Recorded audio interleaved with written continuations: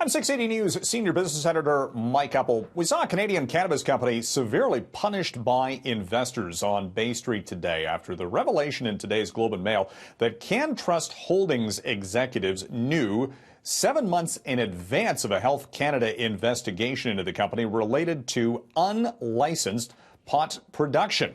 Now, this has been a developing story for Canntrust out of southern Ontario, and the stock price, with the company now potentially set to lose some licenses if the Health Canada investigation moves forward. We saw the share price today down 25% and down well over 50% now year to date on the TSX.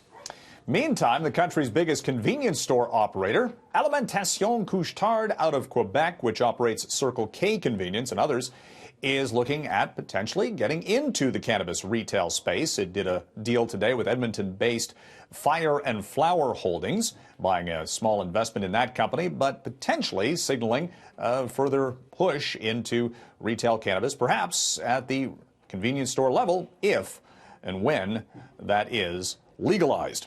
Are the big tech companies too big and too powerful? That is a question being debated and investigated by the U.S. Department of Justice.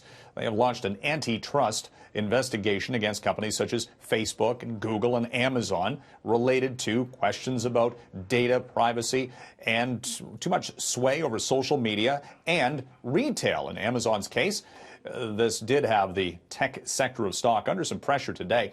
Facebook, meantime, it agreed to a $5 billion fine related to that data privacy breach in the Cambridge Analytica scandal. This is the biggest fine ever levied by the Federal Trade Commission in the U.S. And interestingly enough, didn't dent Facebook's stock very much, as the share price was down just 0.5% ahead of the company's earnings update.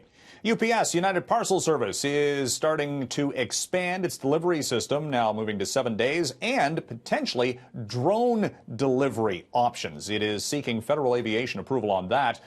Seeing the growth of e-commerce activity, UPS says this has been just a burgeoning business, and its earnings were way up, and the share price today gained over 8% in U.S. trade. And the Ford Motor Company may be showing off the future of pickup trucks.